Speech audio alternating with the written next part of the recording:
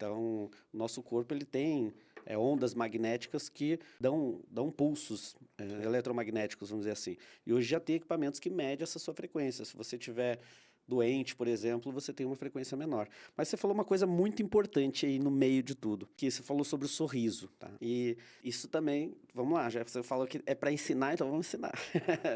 O sorriso, ele é a principal ferramenta de um vendedor, tá? Então, existem 3 motivos também. Eu gosto de usar tríades para facilitar porque como eu sou meio eu vou abrindo muitas aspas, eu gosto de puxar os 3 pontos para eu conseguir me manter no raciocínio também. Então, eu costumo dizer que o sorriso ele tem 3 funções na venda. A primeira função é a dicção. Quando você sorri, tá? Numa ligação, quando você fala com uma pessoa sorrindo, você melhora a sua dicção. Tá? Então, Fala você melhor. fala melhor, o ar sai melhor, as pessoas te entendem melhor. Se você tem uma dicção ruim, eu já não sei se eu tenho uma dicção ruim. Preste atenção nos outros. Se os outros ficam falando, o que você disse? O que você falou? É porque você tem uma dicção ruim. Como que você vai vender se você não é um bom comunicador? Então, tem que ter algumas técnicas de oratória na venda. Perfeito. Uma delas é falar com a boca aberta. Principalmente se você estiver usando isso aqui, ó. Não sei se vocês sabem, mas aqui tem um microfone também. Se você falar com fechado assim, ó. Oh, tudo bom? Tudo quê? O teu áudio de vendas vira uma bosta. Não sei se pode falar a palavra aqui. Pode, desculpa, pode. Aqui a gente pode, foda-se. É verdade, é livre. Papo livre. Ótimo. Então, é ruim ouvir. Tenho certeza que alguém da audiência aí tem um colega que quando chega um áudio deles fala, nossa, é aquele... Sorria no telefone. Tua dicção melhora. Né? Tem até uma lenda aí do rock que dizem que o Steve Tyler fez uma operação para abrir, né, a boca, que ele tem aquele bocão assim, para alcançar timbres mais altos e tal, para melhorar o canto. Que eu acho que não é verdade, porque a Liv Tyler, né, que é a filha dele, nasceu com aquele bocão também. Então, essa seria a primeira, dicção. Segundo, é uma questão fisiológica.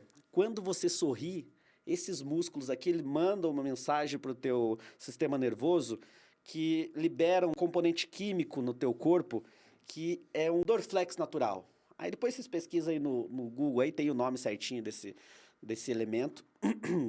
Mas a gente já faz isso naturalmente. Você está assistindo futebol lá, e você vê o cara levando um carrinho, né? Daquele que pega, que esfola a canela.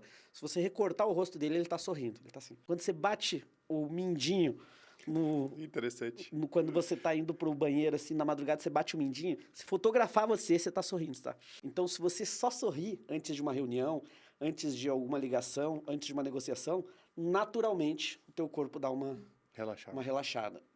Esse é o segundo motivo. E aí sim, o terceiro é a empatia. Quando você entra num ambiente que tá todo mundo sorrindo, você tem a sensação de que negociar com aquelas pessoas é saudável. Quando você está negociando com uma pessoa sorridente, você comunica para o teu inconsciente, que é uma pessoa simpática, que é legal fazer negócio com aquela pessoa, que é agradável. Então, tira um pouco da tensão, gera um ambiente melhor. Então, eu exijo das minhas equipes que estejam sempre sorrindo. Isso é uma chatice, porque eu entro, principalmente em lojas, eu dava consultoria para uma loja no Casa Parque de imóveis planejados. E os vendedores também eram projetistas. Então, às vezes, eu entrava na loja e eles estavam projetando e eles estavam assim. Fica concentrado, Concentrado. Né? E eu já chegava e falava, o que é isso? Chegou o ponto de eu colocar um adesivozinho daquele emotion com aquele sorrisinho banguela, sabe? Eu coloquei nos computadores para eles olharem aquilo e lembrarem que tem que sorrir. Boa. Que é uma loja. Você entra numa loja, tá todo mundo assim, pois não, posso te atender? Cara, sério, é foda, sim. Muda o clima, né? Não, e faz todo sentido. Você, acreditando ou não em energia, só pensar na sua experiência. Você vai num restaurante e tá aquele tom fúnebre num restaurante, você fala assim, caralho, você perde até a fome, às vezes, de comer. Mesmo querendo comer naquele ambiente. Mas você vai num ambiente onde a energia... Eu vou tentar não ir nesse ambiente energético, mas onde as pessoas estão sorrindo, onde está um ambiente agradável, porque as pessoas estão relativamente alegres, né? Às vezes você está num dia ruim, aí você pisa num ambiente legal, aí você fala assim, caraca, meu dia começa a melhorar por conta disso, né? E aí você começa a gerar relação ali com o vendedor, né? Você cliente ou você vendedor. Isso realmente ajuda muito. Deixa eu te perguntar, o que você acha, olhando na sua experiência de já ter treinado várias equipes, que é o maior desafio pro vendedor que está começando a jornada? Você contra-intuitivo aqui. Vai gerar cortes. Você contra-intuitivo. Só não pode ser cancelado. O maior desafio para quem está começando a trabalhar com vendas, tá? É entender que vender não é oferecer produtos, não é empurrar produtos, não é tentar levar uma solução para aquela pessoa que não precisa. Porque isso é o estereótipo do inconsciente coletivo do vendedor. O cara que é um empurrador de produtos, o cara que está tentando te entregar algo que você não precisa. Por isso que as pessoas têm um certo preconceito e até vergonha de falar que é vendedor mesmo, né? Cara, eu vou pedir licença, eu vou aí te dar um abraço. Obrigado, porque eu falo isso pra todo mundo e as pessoas ficam assim, vendedor, cara chato. Obrigado, de verdade. Eu nunca sei. fiz isso, eu nunca fiz isso. Eu Parabéns Gerou pela corte. iniciativa, caralho. Gerou É que, corte, enfim, né? alguém falou um negócio desse. Não, eu já entrevistei outros vendedores aqui. Pedro, não sei nem se pegou no áudio, mas é sobre isso. Sim. É sobre resolver o problema do seu cliente, não é sobre socar verdade goela abaixo nos caras. Exatamente. Inclusive, o nosso querido Belfort lá, o cara do Lobo do Wall Street, fala sobre isso, Sim, né? A história da sim. caneta. Sim. O Pedro, que tá aqui do outro lado, me comprou uma caneta de R$2, que ele falou, eu duvido você me vender essa caneta. E eu falei pra ele, Poder participar aqui também, não? Exatamente isso.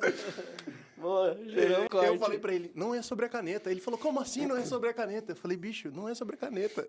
É sobre o problema. É uma pegadinha aquilo lá, é uma Exato. pegadinha. Me vende essa caneta. Não, cara, não é sobre a quero caneta. vender essa caneta. Né? Tchau, Bete, obrigado. Pra mim tá encerrado. Mentira. Não, vamos continuar aqui, porque tá do caralho. Obrigado, Sim, obrigado. que show. Porque as pessoas acham que vender é isso. E outra coisa, acha que o vendedor tem que ser aquele cara falastrão, convincente e tudo mais. Eu tenho pessoas tímidas em algumas equipes que batem metas assim, ó, absurdas.